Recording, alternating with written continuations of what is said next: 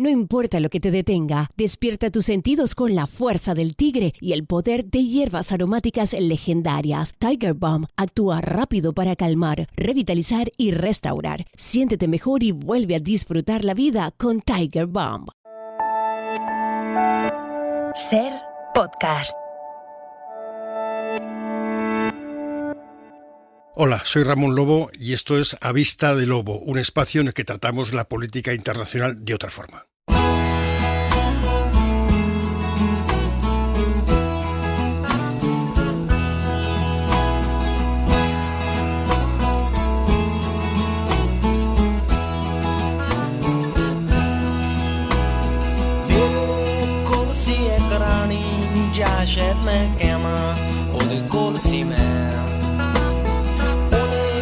कमरा दुखा लिया है नी ये अच्छी नॉर्वेजियन लकड़ी ओने क्या रहना था मैं जा जित भी तेरी मर्जी मैं आले वाले दिन क्या कोई उठे को सी नहीं सी मैं तुई ते बह गया समा सोच के ओदी शराब पी के ਅਸੀਂ 2 ਵਜੇ ਤੱਕ ਗੱਲਾਂ ਕੀਤੀਆਂ ਫੇ ਉਹਨੇ ਕਿਹਾ ਸੌਣ ਦਾ ਸਮਾਂ ਹੋ ਗਿਆ Ramón Lobo, buenos días. Muy buenos días, ¿qué tal? Muy bien. Te he escuchado antes que te hacía falta un cuchillo jamonero, no sé muy bien por qué es esto. No, porque... Estaba en la redacción y te oí hablar con alguien y he oído la palabra cuchillo jamonero a estas horas de la mañana y no. Bueno, por ilusión. No voy a contar más. Vale. Te estoy viendo mucho en la tele últimamente, por cierto. Me dicen que sales mucho por la tele, cuidado con esto. No, cada vez menos. Sí. Estoy teniendo cuidado. Sí, estuve el viernes, estuve bien, porque estuve con Georgina Higueras y Pilar Bonet, dos grandes amigas de la época del país. Georgina Higueras hace un montón de tiempo, fíjate, yo solamente he cubierto un conflicto bélico y durante un poco más de un mes, que fue la primera guerra del Golfo, y allí conocí a Georgina, qué gran periodista, cómo se movía. Para mí era como ver a un profesional en acción permanente, ¿eh? Muy buena y es una fuerza de la naturaleza. Sí. Bueno, empezamos, que tenemos mucho. Vamos. Let me go. I don't wanna be your hero. I don't wanna be a big man. I just wanna fight with everyone else. Your masquerade. I don't wanna be a part of your parade. Everyone deserves a chance to walk with everyone else while holding down a job to keep my girl around. Bueno, pues charlábamos antes un poco fuera de antena. Tenemos que prepararnos para muchas semanas con este conflicto en marcha, ¿verdad? Sí, bastantes semanas y ya veremos cómo acaba. Pero en el peor de los casos va a haber 2 fases. Una fase que será esta, la de toma de Kiev o no, o de Kiev. Si va o no hacia el oeste, donde ha bombardeado ahora seguramente en busca de los transportes de armas al ejército ucraniano. Y después, en el momento que logre lo que quiera, si es todo el país o parte, empezará la insurgencia. Esta gente no se va a rendir. Estás viendo los civiles cómo están enfrentándose a los carros de combate. Esto no va a acabar. No, esto va a acabar mal. Claro, estamos viendo la guerra, luego vendrá la guerra de guerrillas, que viene después, ¿no? La posguerra. ¿Por qué crees que no se está empleando demasiado la aviación en un conflicto en el que, fíjate, lo que ha evolucionado la aviación, ¿no? Sí, lo explicaba el otro día el Economist muy bien. Yo era una duda que tenía, que partió de una pregunta que se hizo a Al Jazeera y no encontraba la respuesta, y es que al principio, el primer día, se intenta bombardear todas las baterías de misiles que para dejar el cielo para que tus aviones puedan volar sin problemas, y no lo lograron porque los ucranianos habían repartido y escondido estas baterías. Entonces sus aviones no tienen la garantía de que puedan volar con seguridad, ni en altura ni en baja altura. Sí están bombardeando porque, por ejemplo, el hospital de Mariupol claramente fue fue un avión el que lanzó la bomba. También decía el Economist que no están utilizando bombas inteligentes, sino bombas tontas. Bombas tontas, para que nos entiendan, es una bomba que tú calculas que va a caer, por ejemplo, en la Plaza de España, pero luego los vientos, tus cálculos y demás, igual hace que caiga la Gran Vía. Y ahí es un hospital, es lo que ha pasado. Una bomba inteligente es la que tú, una vez que la has lanzado, la puedes seguir guiando hasta el punto donde tú quieras que explote.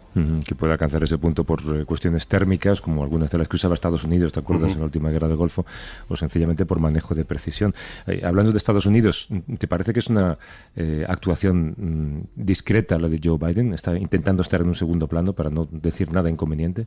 Bueno, el otro día dijo que, ojo, que nos jugamos la Tercera Guerra Mundial. También hay una parte aquí de propaganda en ambas partes y de gritar, los dos combatientes que se gritan para asustarse. A mí Biden, sabes que no me gusta mucho. Creo que su función como presidente acabó en el momento de jurar como presidente, que fue echar a Trump.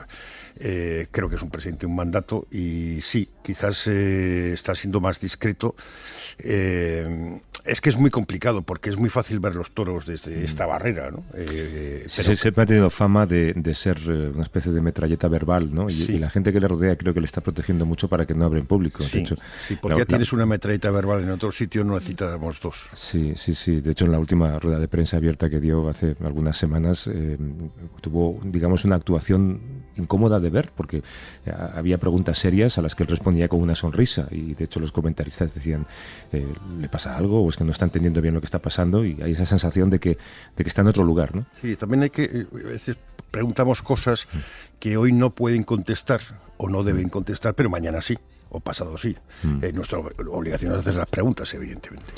Bueno, esta madrugada Rusia ha atacado una base militar ucraniana situada a menos de 30 kilómetros de la frontera con Polonia, a menos de 30 kilómetros de territorio OTAN. Por tanto, creo que cerca o muy cerca de esa base está ya Nico Castellano. ¿Cómo estás, Nico? Hola, Javier, Ramón, buenos días. ¿Por dónde andas? Aquí en la puerta de la base, precisamente. Esto es un enorme camión de bomberos que acaba de entrar a la base. No paran de circular ambulancias.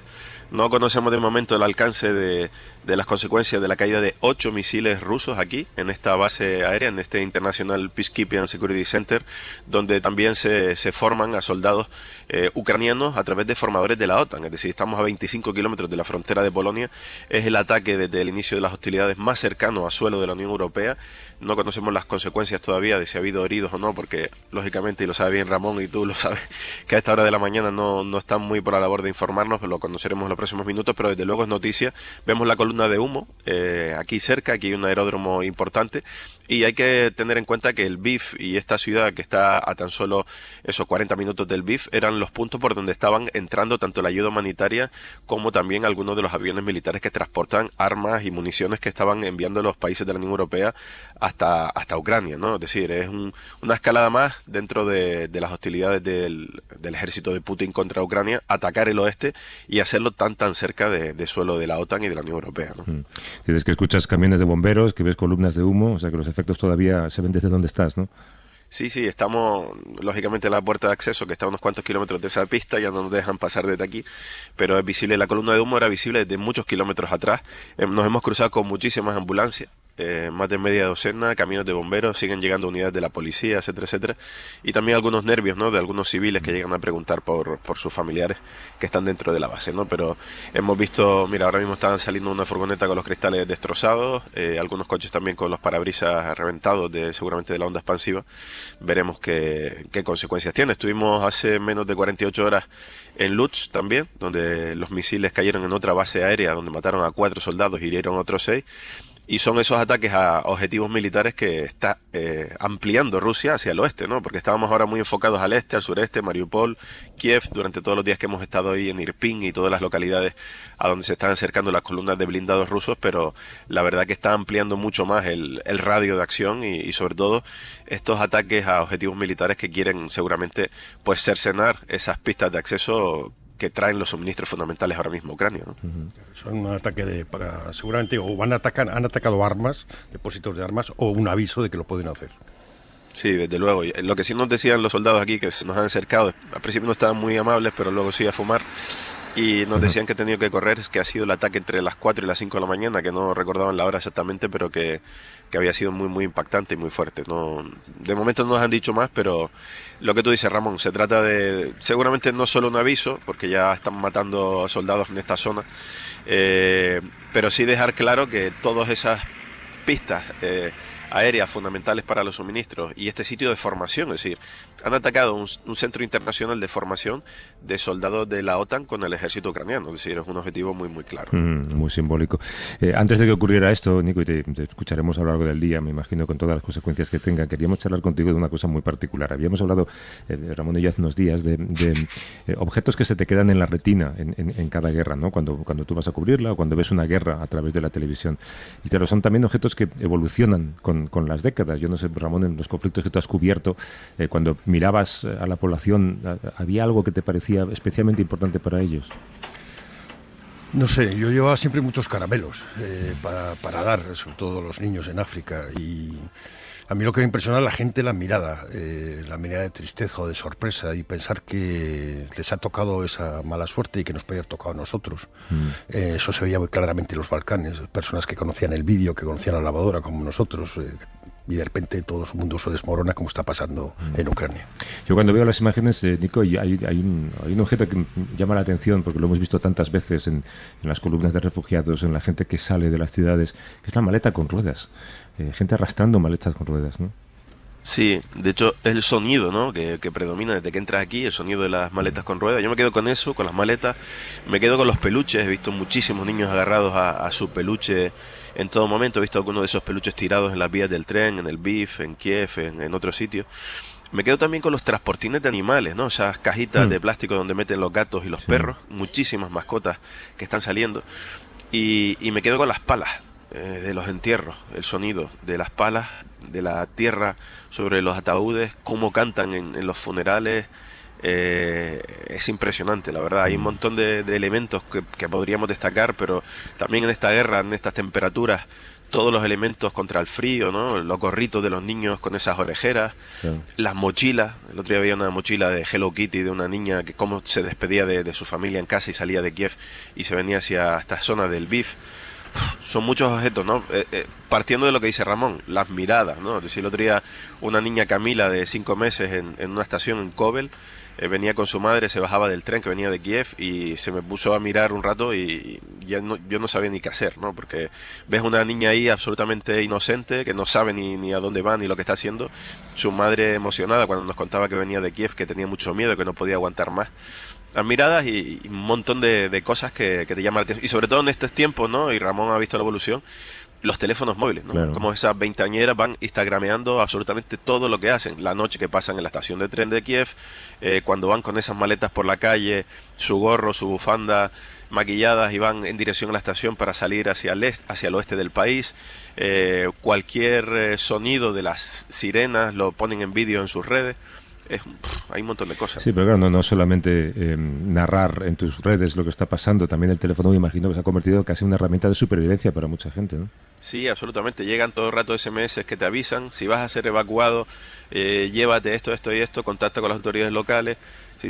Eso ahora mismo, un teléfono móvil aquí es todo, ¿no? Para saber cómo poder huir. Me cuesta imaginar, Ramón, cómo sería la situación en la que están ahora si de repente se cortase Internet, que es algo que te permite casi vivir en situaciones límite como esta, ¿no? Sí, contactar con tu familia, que puede estar en Mariupol, preguntar qué tal están. Sí, sería angustioso, claro, y para los periodistas sería terrible porque no se podría transmitir. ¿Os acordáis de esa niña vimos los vídeos hace unos días de que cantaba en un refugio en Kiev, en el metro, a las personas que están ahí, una niña de 9 años, ya está en Polonia, ya está a salvo. También hay que contar las buenas noticias. Es verdad. Bueno, Nico, pues te dejamos trabajar. No creo que haya habido novedad en estos 10 minutos que hemos estado charlando, pero te escucharemos a lo largo del día, ¿de acuerdo? Cuídate. Nada, mucho movimiento aquí, mucho trasiego de soldados, muchos nervios, y veremos a ver en los próximos minutos si podemos confirmar alguna información al respecto. Muchísimas gracias, un abrazo a los dos. Hasta luego, un abrazo. Chao, compañero. Hasta luego. Do you ever get scared? Do you ever get sad? Do you forget the childhood dreams that you had? Hoped it'd be better, but things turned out bad and all went wrong. You don't have to climb mountains or walk on the moon. Fill up your heart like a great big balloon. You can't sleep at night, just remember this tune. Sing along. La, la. Dream on, dream on. Even when you're afraid of... Me imagino para la población de ese país que está viviendo esta guerra, la idea de perder la conexión a Internet tiene que ser terrorífica, porque tiene que significar, ahora que estamos acostumbrados a ello, un aislamiento de un calibre tremendo. No sé si sabes que gracias a un tuit del viceprimer ministro ucraniano, en el que mencionó a Elon Musk, al dueño de Tesla, sabes que Tesla tiene también una compañía de Internet por satélite, ha cubierto, de hecho, el globo con pequeños satélites que permiten acceder a Internet a alta velocidad desde cualquier lugar del mundo. Y Elon Musk, supongo que solo tenía que dar la orden o activar un botón, inmediatamente activó un sistema de Internet que permite desde cualquier lugar de Ucrania recibir Internet a alta velocidad con una antena, y ha hecho un envío de cargamentos y cargamentos de antenas para que la gente pueda tener Internet. Claro, es un acceso muy precario, pero es un ejemplo de cómo la tecnología del futuro nos puede ayudar en el presente, ¿no? Sí, aquí es una guerra que aparte se libra con carros de combate, se libra con la propaganda, con la narración, y la narración la ha ganado por completo Zelensky con sus apariciones, está haciendo el papel de su vida, es actor, es presidente, y la narración la tiene completamente ganada, se ha convertido en una especie de leyenda, y si lo matan será peor, porque será una leyenda mártir, ¿no? Yo creo que hay Putin, que tiene una comunicación muy tosca, muy de matón, ¿no? Este es una comunicación de persona normal que está vestido de verde, de ropas militares, supongo, porque es mejor para no cambiarse y no se note, y caminando por Kiev o desde sus oficinas y hablando con todo el mundo. El otro día transmitió unos mensajes a Georgia en una manifestación en Tbilisi, no sé, yo sigo pensando que por qué no hay manifestaciones en España. Está habiendo manifestaciones en toda Europa, en todo el mundo, y aquí no. Bueno, supongo que la manifestación o el modelo de manifestación actual no es el de salir a la calle, ¿no? Es el de poner algo en tu perfil de Twitter, y a mí me parece mucho más cómodo, lógicamente, pero me parece menos relevante. Sí, como aquí hay un sector que todavía se cree que la culpa es de la OTAN, pues efectivamente, como podemos manifestarnos contra la OTAN, estamos más confusos. Esto que decías, por cierto, del primer ministro y el viceprimer ministro, que se han encargado literalmente de esa guerra digital contra Rusia, que ha funcionado muy bien. O sea, ha escrito directamente a Tim Cook, al dueño de Apple, ha escrito directamente a Google, ha conseguido un montón de cierres digitales y cierres formales de empresas en Rusia, ¿no? Y el otro día leí que es la primera, ha conseguido lo que podría considerarse la primera cancelación de un país en el mundo. O sea, Rusia es un país cancelado ahora mismo, ¿verdad? Ha sido muy importante también en la presión a la Unión Europea, para que la Unión Europea tenga una actitud firme, y ahora es importante que la Unión Europea replique en los precios de la energía y en otros aumentos de precios que va a haber, como hemos mencionado en el boletín.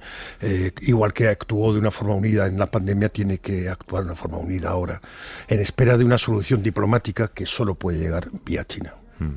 Pues vamos a esa pieza del tablero que es China, el país asiático que se encuentra ahí agazapado, observando las maniobras de unos y de otros. ¿Tú a qué crees que está jugando China en esta geopolítica? A wait and see. Está esperando a saber cuándo es el momento procesal oportuno para entrar. No quién va a ganar, que da igual, porque ya han ganado ellos. China es la gran ganadora de este conflicto, sino cuándo es el momento que le conviene entrar. De las cartas que está jugando China en la invasión de Ucrania, vamos a hablar con Adrián Foncilla, que es corresponsal de la SER en Pekín. Son 7 horas más allí. ¿Cómo estás, Adrián? Buenos días. Hola, ¿qué tal? ¿Cómo estáis? Bien aquí, un día un poco desapacible. Creo que estamos ya en verano, pero tenemos que esperar un poco más. Decía Ramón que China está esperando, jugando a esperar y ver, una especie de neutralidad cómoda y seguramente rentable para ellos, ¿no? Bueno, la verdad es que sí, todas las esperanzas están puestas en China. Estados Unidos, la Unión Europea se lo han pedido. Josep Borrell decía recientemente que China era la única opción. Y sí, China ya se ha postulado como mediadora. Es seguro que habla con Moscú y también con Kiev. Y la verdad es que no se ha movido ni un milímetro en su discurso en 2 semanas. Algunos hablan de neutralidad escorada hacia Moscú, en mi opinión, es una neutralidad escrupulosa. Es cierto que no ha condenado la agresión ni ha apoyado las sanciones, que no habla de guerra ni de invasión, pero también es cierto que en todas las ruedas de prensa repite que la soberanía e integridad territorial de todos los países tienen que ser respetadas y que eso también incluye a Ucrania. Lo aclaró, por ejemplo, Wang Yi, el ministro de Exteriores, y eso no parece, desde luego, un apoyo a Rusia, sino todo lo contrario. Yo creo que ponemos mucho énfasis en las excelentes relaciones de Pekín con Moscú, pero no olvidemos que las de Pekín con Kiev son también excelentes, que recientemente se cumplieron 30 años del establecimiento de esas relaciones y que Xi Jinping envió un mensaje personal a Zelensky.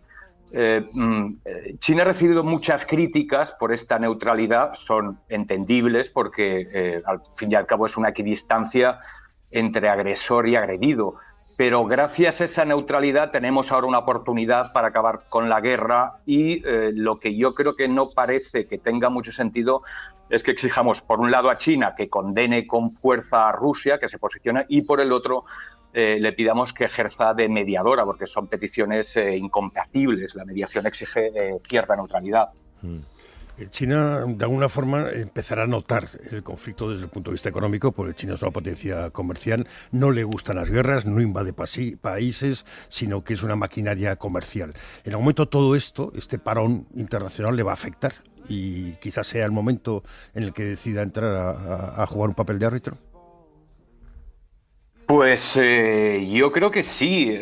China tiene una ventaja, es su principio sagrado diplomático de no injerencia en asuntos externos. Es la antítesis, por ejemplo, de la política intervencionista de Estados Unidos. Y es evidente que en este conflicto tan polarizado, pues es una ventaja no solo para China, sino para todos. Además, sí, China subraya ese papel responsable en la esfera internacional y ahora tiene pues una buena oportunidad para mostrarlo. ¿Es la actuación del presidente chino, ¿tú crees que es de una diplomacia exquisita y que realmente es un gran estratega? ¿O es más bien un Mariano Rajoy? ¿Es sentarse a esperar que pasen cosas y a ver qué hago? Pues la verdad es que no tengo una respuesta muy clara para eso. Pero como os decía antes, yo cada vez que escucho un discurso chino, y ha habido unos cuantos en estas 2 semanas, me da la sensación de que están los chinos con la balanza de precisión midiendo los gramos que ponen en la balanza pro Ucrania y midiendo los gramos que ponen en la balanza pro rusa, y no creo que eso vaya a cambiar, la verdad. De todas formas, los chinos... También es verdad que la diplomacia china es muy de hacer las cosas detrás de las cortinas, con lo cual no sabemos qué están haciendo. Sabemos que Xi Jinping habló con Putin el día posterior a la invasión y sabemos también que Wang Yi, el ministro de Exteriores chino, se está hablando con su homólogo ucraniano. Tampoco sabemos mucho más. Que si no consigue grandes cosas de Corea del Norte, que depende absolutamente de China, tampoco podemos esperar que China consiga grandes cosas de Rusia, ¿no? Quizás estamos sobrevalorando su papel mediador. Bueno, yo creo que Corea del Norte es un tema totalmente diferente. Yo creo que Corea del Norte es como ese hijo adolescente travieso que te sale y con el que tienes que lidiar. No lo puedes echar de casa. Y Rusia, pues es un tema mucho más diferente. Es un país mucho más grande, mucho más potente y con el que no olvidemos que ha tenido muchos roces a lo largo de la historia. Ha tenido una historia llena de sospechas, de desencuentros. Hubo un momento en el que China temió un ataque nuclear inminente de Rusia. De hecho, el subsuelo de Pekín es un queso de Gruyère por todos los refugios antinucleares que ordenó construir Mao. Y que, curiosamente, todo eso se está evaporando por el frente común que están haciendo contra lo que ellos entienden que es la hostilidad estadounidense. Quiero decir, las mismas quejas que tiene Rusia sobre la expansión de de la OTAN durante 30 años, las tiene China aquí, en la zona del Pacífico, en su patio trasero, con organizaciones de defensa como el AUKUS, como el Quad. En fin, si echamos un vistazo a lo que es el mapa de Asia, veremos que China está rodeada de bases militares estadounidenses en Corea del Sur, en Japón, en fin. en todas partes. Y hay, en la perspectiva cercana, un congreso en otoño del Partido Comunista, ¿no? Y me imagino que Xi Jinping no le gustaría mucho que un conflicto con la OTAN ensombreciera lo que sería su tercer mandato. No, desde luego que no.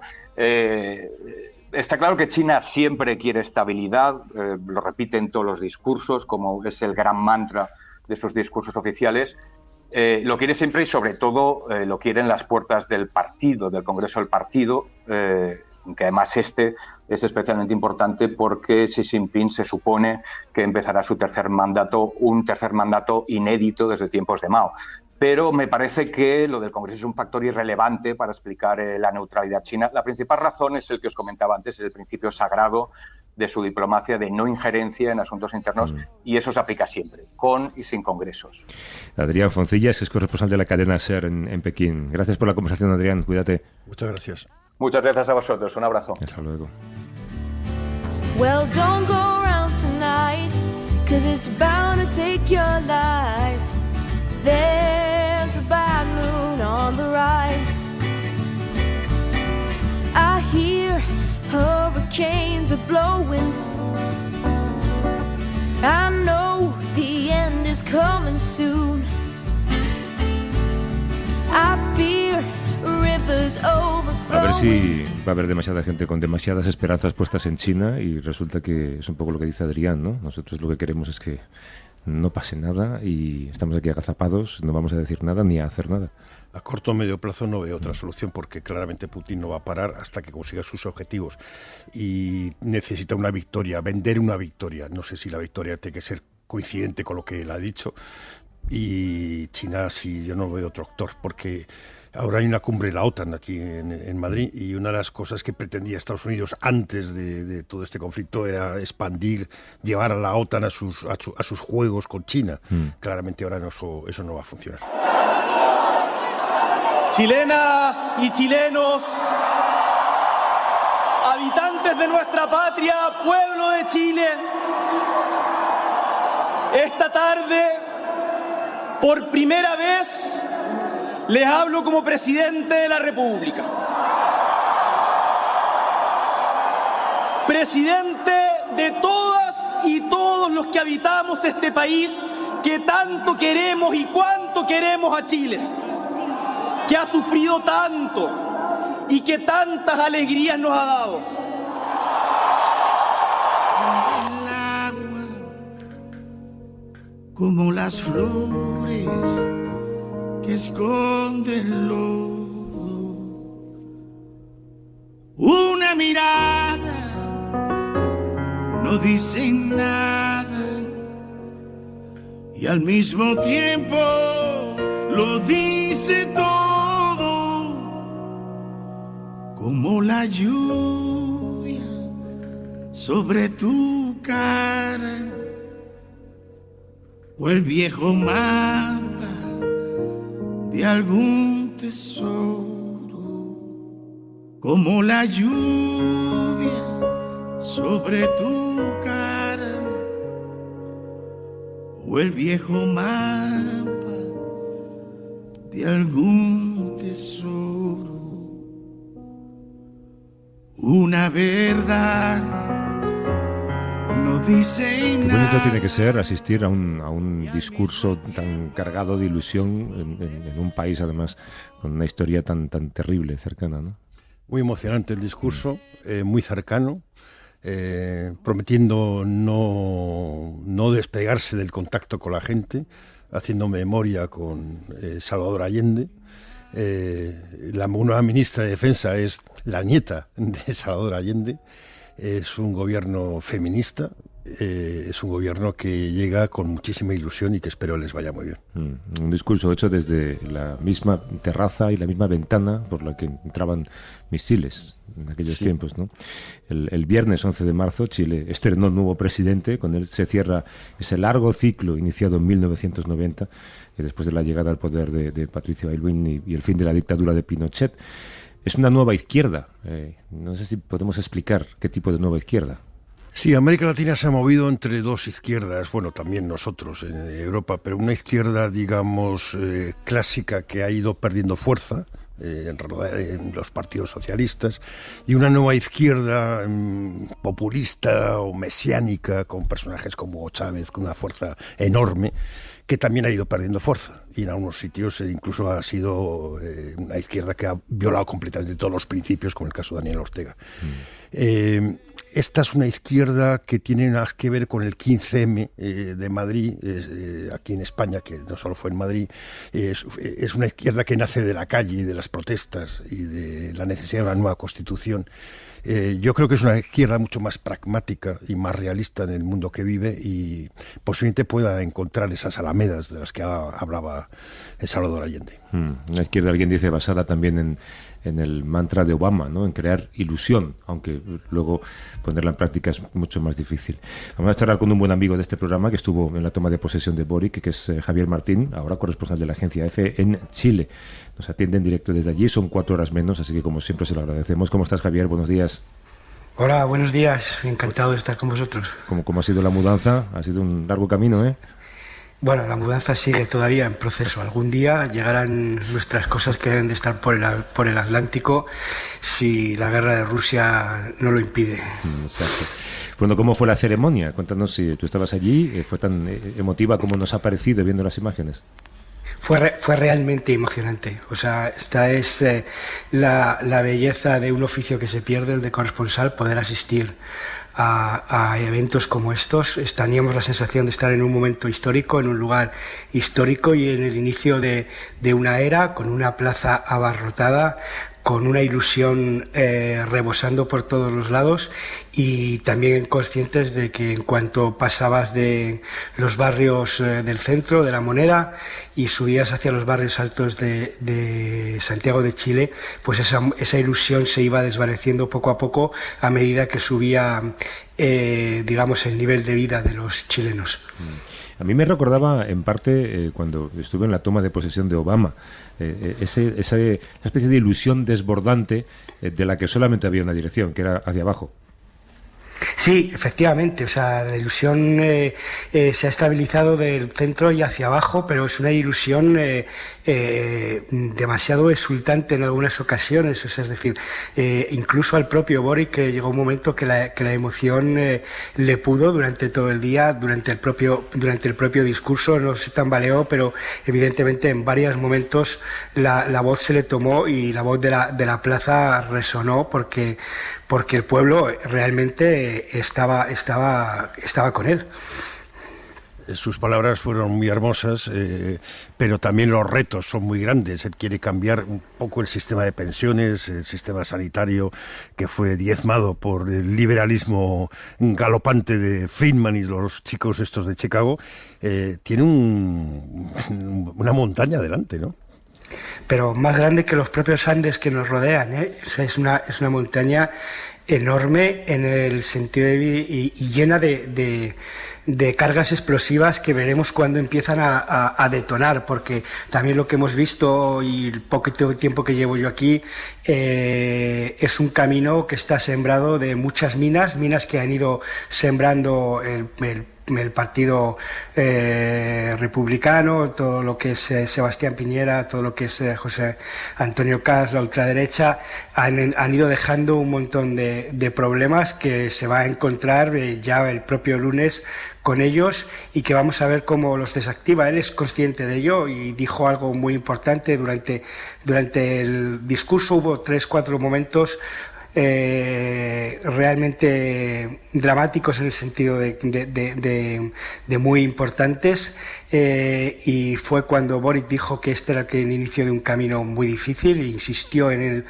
que iba a ser muy difícil, en el que dijo que su forma de gobernar iba a cometer errores, pero que de los errores aprendería, y sobre todo la frase que más quedó de que es caminamos despacio porque vamos lejos. Antes hablaba Ramón de las izquierdas en esa zona del planeta, de cómo han evolucionado, cómo han cambiado, cómo algunas han autodestruido de alguna forma.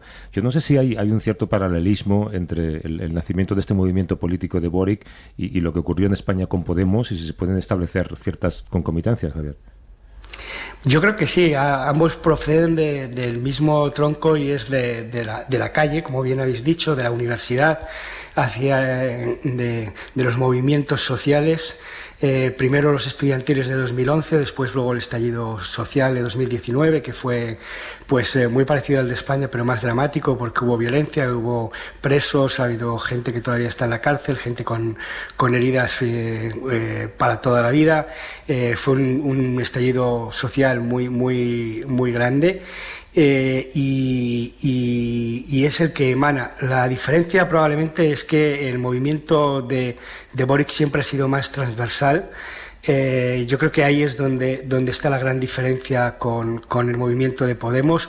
Podemos se convirtió muy ideológico en un momento, tuvo que elegir entre la transversalidad y la ideología y el activismo y prefirió lo segundo. Boric siempre ha preferido la transversalidad, siempre ha sido más lo que llaman moderado, aunque yo no creo que sea moderado, pero sí que es más dialogante, entiende más, vive más en una realidad. Yo creo que el movimiento de Podemos se perdió en las alturas del cielo que querían alcanzar y Boric siempre ha sido mucho más terrenal y ese terrenalismo es lo que le ha llevado al Palacio de la Moneda. Nadie lo esperaba, nadie esperaba que fuera tan pronto, pero creo que es así, la gran diferencia es el pragmatismo. Boric es una persona con las ideas muy claras, pero también es una persona muy pragmática que sabe cuándo es necesario perder batallas para poder llegar a ganar una guerra. Eso se parece mucho a Yolanda Díaz, ¿no?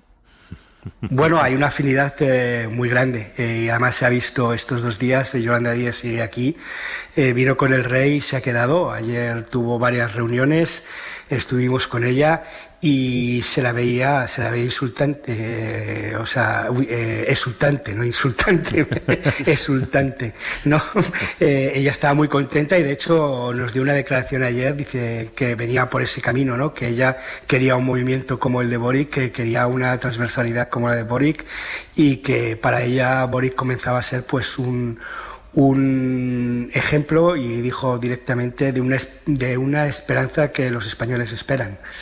Vamos a la parte práctica, Javier. ¿Cuál es el programa? ¿Cuáles son las medidas? Bueno, el programa es un poco intentar revivir una economía y acabar con una desigualdad que es muy grande. Como decía, cuando estás en el centro de Santiago, en La Moneda o en las zonas del sur y caminas hacia las zonas acomodadas del norte, te das cuenta de por qué este país estalló en 2019. Aquí hay muchísima gente que vive en unas condiciones más que precarias, donde no hay un trabajo asegurado, donde no hay unos derechos adquiridos, donde la educación y todo lo que es lo público está dejado de la mano y donde si no tienes dinero realmente no puedes vivir ni bien ni mal, sino muy mal solamente. Es una sociedad muy ultraliberal, se parece mucho a Estados Unidos, sobre todo la parte del norte de Santiago, y a partir de ahí Boric tiene todo un camino de, pues, por ejemplo, cambiar el sistema de pensiones, que en realidad más que un sistema de pensiones es un negocio, llevar lo público a todas las instituciones, escuelas, hospitales, darle la oportunidad a todo el mundo. Realmente es una tarea ciclópea. Y encima añádele pandemia, pospandemia, aunque ahora dicen que está subiendo una ola por ahí también. Añádele precios del petróleo, precios del cereal, la guerra de Ucrania. No lo va a tener fácil. No, y sobre todo es también una cuestión de dignidad, o sea, es decir, hay que permitir que no solamente hay que abrir las alamedas, como decía, recordando a Allende, para que camine el hombre y la mujer libre, que es lo que incluyó él como nuevo, el hombre y la mujer libre, porque es muy feminista en toda su manera de pensar.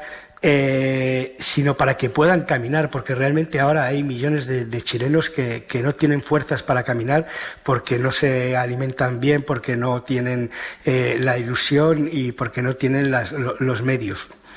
¿Hay una oposición fuerte a Boric o va a poder trabajar al menos durante este primer periodo? Bueno, yo creo que la oposición es muy fuerte y la reticencia, sobre todo de las clases acomodadas y altas y sobre todo del sector financiero que lleva el dinero, evidentemente es muy alta. Ahora están agazapados, pero como digo, le han dejado muchas cargas explosivas que irán explotando en los próximos meses y que veremos cómo se rearma, porque es verdad que la derecha ha quedado muy tocada, no solo por la irrupción de la ultraderecha, sino por el campo arrasado, digamos, que ha dejado el gobierno de Piñera. Digamos que la derecha se está rearmando, está buscando cómo responder a Boric, y por eso ahora no vemos a esa oposición en primera línea. Están más en las bambalinas, en la parte de atrás, y en algún momento, cuando hagan explosión esas cargas de las que hablo, pues probablemente ellos ya consigan rearmarse y va a haber una oposición muy dura. Y además es una oposición que yo creo que también nos ocurre en España, que es muy casposa en el sentido de que se habla del Partido Comunista y se habla del comunismo como si estuviéramos en los años 70, ¿no? Y yo creo que eso es algo, muchos piensan que Boric es la encarnación de Allende, pero la verdadera encarnación del comunismo de Allende y de la geopolítica de los años 70, donde había dos bloques, donde realmente había una Rusia soviética y comunista. Ahora tenemos una Rusia que ni es soviética ni es comunista, que está más cercana a la ultraderecha con Putin. Pensar que se va a crear un frente o una división como en los años 70, yo creo que es no saber en qué lugar del mundo vivimos en esta actualidad. Hablar del Partido Comunista como se hablaba en los 70 es no saber la realidad del mundo en el que vivimos, y a partir de ahí vamos a ver en qué tipo de oposición se va a convertir la oposición a Boric, porque ya, como digo, no hay esos bloques, y sobre todo en Chile no sabemos cómo se mueve la geopolítica, pero desde luego no hay un apoyo de Estados Unidos, por ejemplo, como había a la derecha y a Pinochet en la época de Allende, que fueron además los que crearon las condiciones para que se diera el golpe. Hombre, exacto, y se movían todos los cables. Bueno, pues no es por hacer la pelota a tus jefes en la agencia EFE, Javier, pero qué privilegio, como decías tú al principio, tener un corresponsal permanente en un lugar como Chile, ¿eh? Así que te deseo que te lleguen pronto los muebles, que te estabilices y que disfrutes en los próximos años. Y como siempre, mil gracias por hablar con nosotros. Chao. Pues nada, yo aquí encantado de hablar con vosotros, y siempre que queráis algo de Chile, aquí estamos. Un abrazo, Javier. Hasta luego. Un abrazo.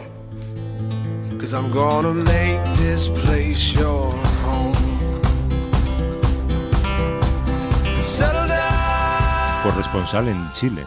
Claro, para eso pagamos todos la agencia EFE, ¿no? Porque sí, la agencia EFE tiene muy buena cobertura en América Latina. Sí, muy buena, siempre la ha tenido. Pues Ramón, hasta la semana que viene. Muchas gracias.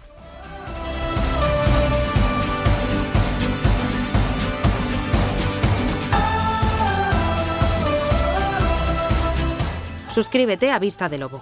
Todos los episodios y contenidos adicionales en la app de Cadena SER y en nuestros canales de Apple Podcast, Spotify, iVoox, Google Podcast y YouTube. Escúchanos en directo en la SER los domingos a las 8 de la mañana. Cadena SER. La radio.